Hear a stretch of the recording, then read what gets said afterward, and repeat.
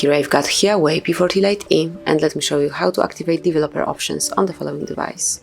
So at first you have to open the settings, then find and select System, go to the About phone, and now once you see build number, just tap on it 7 times, and now enter your PIN code, the one that you have to unlock your phone.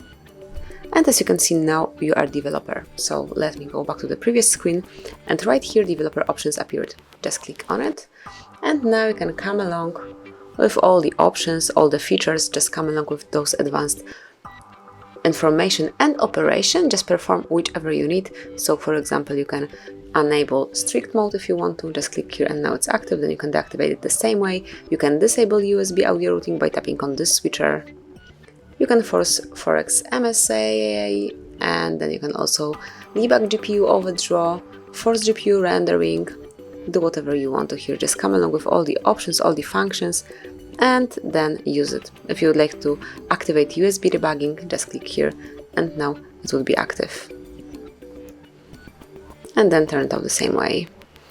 And just come along with all the features that you can use here, use them, and then if you'd like to switch developer options off, just tap on the first tab, and as you can see they disappear, so they are no longer active. And if you would like to use them again, you will have to perform the same trick one more time.